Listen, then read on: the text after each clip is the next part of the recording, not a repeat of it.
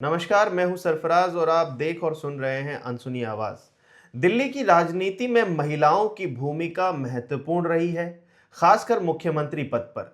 अब तक दिल्ली को 4 महिला मुख्यमंत्री मिल चुकी हैं। सुषमा स्वराज, शीला दीक्षित, आतिशी और अब रेखा गुप्ता। इस रिपोर्ट में हम शीला दीक्षित, आतिशी और रेखा गुप्ता के कार्यकाल की तुलना करेंगे और जानेंगे कि रेखा गुप्ता को क्यों चुना गया।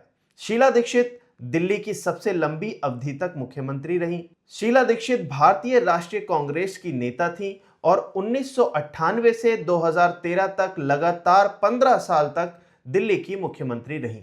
उनके कार्यकाल में दिल्ली में बुनियादी ढांचे में सुधार हुआ, मेट्रो सेवा की शुरुआत हुई, फ्लाईओवर, सड़कें और बिजली व्यवस्था बेहतर हुई।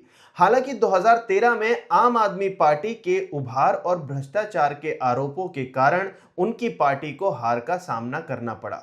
आतिशी दिल्ली की तीसरी महिला मुख्यमंत्री रहीं। आतिशी, जो आम आदमी पार्टी की नेता हैं, शिक्षा सुधारों में उनके योगदान के लिए जानी जाती हैं।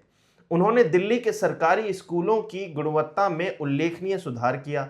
मुख्यमंत्री बनने से पहले वो शिक्षा मंत्री थीं और उन्होंने मोहल्ला क्लिनिक और मुफ्त बिजली पानी जैसी योजनाओं को आगे बढ़ाया। हालांकि उनकी सरकार को 2025 के विधानसभा चुनावों में हार का सामना करना पड़ा, जिससे भाजपा को सत्ता में आने का मौका मिला।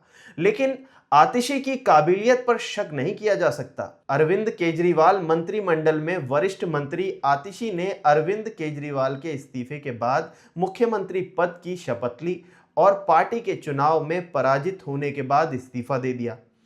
उन्हें कुछ भी साबित करने का मौका नहीं मिला। भाजपा नेतृत्व ने तमाम समीकरणों और दावों को हाशिए पर रखकर पहली बार विधायक बनी रेखा गुप्ता को दिल्ली की चौथी मुख्यमंत्री बनाकर सबको चौंका दिया है। महिला मुख्यमंत्री बतौर दिल्ली में 1998 से 2013 तक लगातार 3 बार कार्यभार संभालने वाली शीला दीक्षित के उदाहरण को दृष्टि में रखें तो इस चयन की प्रशंसा करनी पड़ेगी। बीजेपी ने आखिर बड़े नामों को दरकिनार करते हुए रेखा गुप्ता का नाम ही क्यों फाइनल किया? इसके पीछे आखिर क्या वजह है? दिल्ली की पहली मुख्यमंत्री बतौर भाजपा की राष्ट्रीय नेता सुषमा स्वराज को किसी भी रूप में कामयाब नहीं कहा जा सकता। अक्टूबर 1998 में उन्होंने केंद्रीय मंत्रिमंडल से इस्तीफा दे दिया और 12 अक्टूबर 1998 को दिल्ली की पहली महिला मुख्यमंत्री के रूप में कार्यभार संभाला। हालांकि 3 दिसंबर 1998 को उन्होंने अपनी विधानसभा सीट से इस्तीफा दे दिया और राष्ट्रीय राजनीति में वापस लौट आई। दिल्ली उस वक्त भाजपा का गढ़ था और भाजपा राष्ट्रीय राजनीति में लगातार मजबूत हो रही थी। पूर्ववर्ती तीनों महिला मुख्यमंत्री राजनीति में प्रतिष्ठित रही हैं। हालांकि रेखा गुप्ता को राजनीति में 30 साल से सक्रिय बताया जा रहा है, लेकिन वे पहली बार विधायक बनी हैं और उनकी राजनीतिक प्रतिष्ठा दिल्ली की तीनों पूर्ववर्ती महिला मुख्यमंत्री की तुलना में नगण्य है। रेखा गुप्ता युवा नेता हैं और उनकी पारिवारिक पृष्ठभूमि राजनीतिक नहीं है और ना ही मुख्यमंत्री पद पर उनका कोई दावा है। अब युवा नेतृत्व चुनने की राजनीतिक शैली बना ली है भाजपा ने और दूसरे राज्यों में भी ऐसा हुआ है। जैसा पार्टी ने उत्तराखंड में पुष्कर सिंह धामी के नेतृत्व में आस्था बना रखी है, इस हिसाब से ये चयन उतना हैरत अंगेज भी नहीं कहा जा सकता। रेखा गुप्ता को सीएम बनाने का दिल्ली का मुख्यमंत्री नियुक्त करना भाजपा की नई पीढ़ी के नेताओं को आगे बढ़ाने की रणनीति के अनुरूप है। संगठन में सक्रियता को भाजपा बहुत महत्व दे रही है। संगठन की ताकत पर जोर देना और समर्पित कार्यकर्ताओं को पुरस्कृत करना भी पार्टी की कार्यशैली है। रेखा गुप्ता वाजपेयी आडवाणी युग से ही पार्टी की पहचान रही हैं।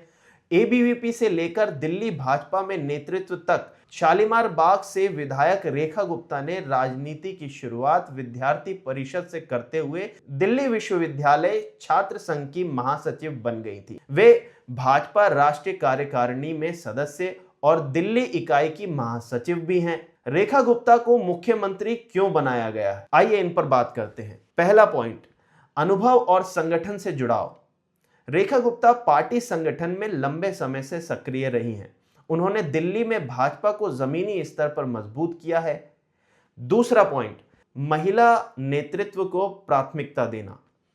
भाजपा ने महिला सशक्तिकरण को दर्शाने के लिए रेखा गुप्ता को मुख्यमंत्री बनाया। इससे पार्टी की छवि को मजबूती मिली। अब तीसरे पॉइंट की बात अगर करें तो साफ सुथरी छवि और प्रशासनिक अनुभव। पार्षद और महापौर के रूप में उनका प्रशासनिक अनुभव मजबूत है और उन पर कोई भ्रष्टाचार का आरोप नहीं है। चौथा पॉइंट, जातीय और सामाजिक समीकरण। भाजपा ने दिल्ली में विभिन्न समुदायों को संतुलित करने के लिए उन्हें चुना है। उनकी कैबिनेट में जाट, पंजाबी, दलित और पूर्वांचली नेताओं को शामिल किया गया है। अब देखना यह होगा कि दिल्ली की राजनीति में महिलाओं की भूमिका लगातार बढ़ रही है। शीला दीक्षित ने जहां बुनियादी ढांचे को मजबूत किया, वहीं आतिशी ने शिक्षा सुधारों पर ध्यान दिया। अब रेखा गुप्ता भाजपा के लिए एक नया चेहरा हैं, जो पार्टी को दिल्ली में लंबे समय बाद सत्ता में वापस लेकर आई हैं। उनकी नियुक्ति भाजपा की रणनीतिक चाल का हिस्सा है, जिससे पार्टी महिलाओं और अन्य समुदायों को जोड़ने का प्रयास कर रही है। अब यह देखना दिलचस्प होगा कि रेखा गुप्ता अपने कार्यकाल में किन नीतियों को लागू करती हैं और दिल्ली को किस दिशा में ले जाती हैं। नमस्कार, मैं सरफराज।